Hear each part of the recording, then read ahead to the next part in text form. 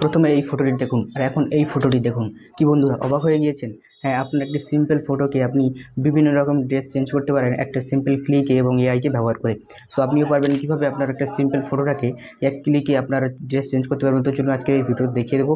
আপনাকে নতুন নতুন ড্রেস কিনে আপনার বিভিন্ন পোজে আপনাকে ফটো তুলতে হবে না। আপনি একটিমাত্র আপনার সিম্পল এই টি শার্ট দিয়ে আপনি একটা ফটো তুলবেন এবং বিভিন্ন ড্রেস আপনি ফ্লিপকার্ট থেকে ড্রেসগুলোর ফটো নিয়ে আপনি এক ক্লিকে এআই এর মাধ্যমে আপনি আপনার ড্রেস চেঞ্জ করতে পারবেন।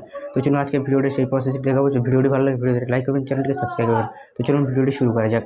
সো বন্ধুরা, মোবাইল স্ক্রিনে আসার পরে আপনার গুগল প্লে স্টোর অ্যাপ্লিকেশনটি এখান থেকে ওপেন করে নেবেন। ঠিক আছে, ওপেন করে নেওয়ার পরে এখানে সার্চ অপশান আপনারা ক্লিক করবেন। ক্লিক করে এখানে সার্চ করবেন গুগল জেমিনাই বলে আপনারা এখানে সার্চ করবেন। সার্চ করার পরে সেকেন্ড নাম্বার যে আপনার অ্যাপ্লিকেশন দেখতে পাচ্ছেন, এই অ্যাপ্লিকেশনটি আপনাকে ডাউনলোড করে নিতে হবে। আমার ডাউনলোড করা আছে। আর এই অ্যাপ্লিকেশন সম্পর্কে বলার দরকার নেই, কারণ এই অ্যাপ্লিকেশন সম্পর্কে আপনারা অনেকেই জানেন। অনেকে এই অ্যাপ্লিকেশন থেকে অনেক ফটো জেনারেট করেছেন, আমার চ্যানেলে ভিডিও পড়ে আছে। ঠিক আছে, সো আমার ডাউনলোড করা আছে এখান থেকে। আমি এখান থেকে ওপেন করে নেব।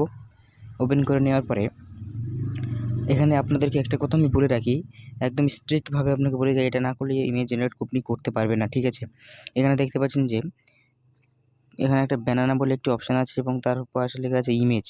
এখানে আপনাকে আপনাকে ক্লিক করতে হবে, নয়তো আপনি ইমেজ জেনারেট করতে পারবেন না।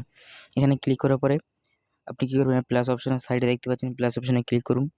এখন এখান থেকে আপনি আপনার ফাইলে চলে যান। ঠিক আছে, গ্যালারি থেকে আপনার ফটো সিলেক্ট করে নিতে হবে।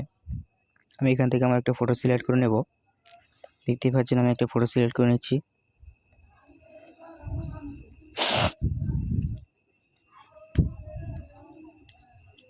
আপনার যে ফটো থেকে আপনি ড্রেস চেঞ্জ করতে চান সেটাকে সিলেক্ট করে নেবেন। নেওয়ার পরে দ্বিতীয়বার আবার প্লাস অপশানে আপনি ক্লিক করবেন।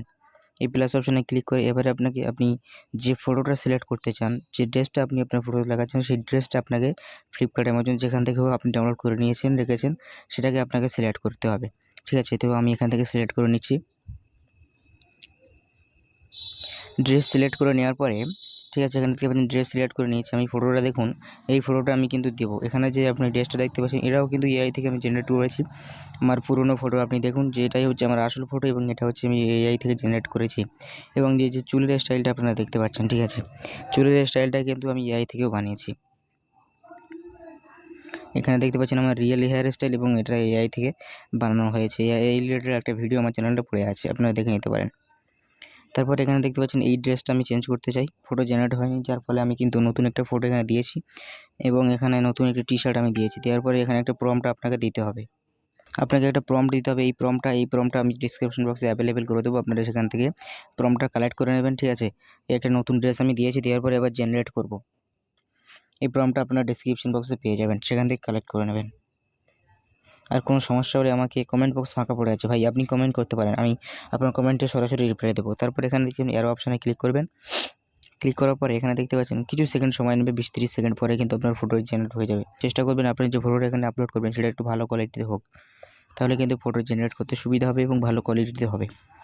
সো কথা বলতে বলতে দেখতে পাচ্ছেন আপনার এখানে ফটোটা জেনারেট হয়ে গিয়েছে। কত সুন্দরভাবে ফটোটা জেনারেট হয়ে গিয়েছে দেখতে পাচ্ছেন। আমি যে অরেঞ্জ কালারের টি শার্টটা দিয়েছিলাম, সেই টি শার্টটি আমার ফটোর সঙ্গে একদম ম্যাচিংভাবে এখানে দিয়ে দিয়েছে। যদি ফটো ডাউনলোড করতে চান, ফটোতে ক্লিক করুন। ক্লিক করার পরে এখানে রাইট সাইডে কর্নারে দেখতে পাচ্ছেন ডাউনলোড বলে একটি অপশান আছে। এই ডাউনলোড অপশানে ক্লিক করে আপনি সিম্পল ফটোটা ডাউনলোড করে নেবেন এবং ফুল এইচডিতে কোয়ালিটিতে ডাউনলোড হবে। এখন এটি কোয়ালিটি কম বলে হলেও ডাউনলোড করার পরে কোয়ালিটি ভালো হয়ে যাবে। এই যে আজকের ভিডিও, আশা করি আপনি বুঝতে পারেন যে কীভাবে এই কাজটি করতে হবে। তো আজকে যদি ভিডিওটা ভালো লেগে থাকে লাইক করবেন, চ্যানেলকে সাবস্ক্রাইব করবেন। আমাদের চ্যানেলে প্রতিনিয়ত এবং ইনফরমেটিভ ভিডিও আসতে থাকে। তো আজকের জন্য এই পর্যন্ত, ফিরে আসি নতুন কন্টেন্টের নতুন ভিডিওতে। ভালো থাকবেন, সুস্থ থাকবেন, ধন্যবাদ।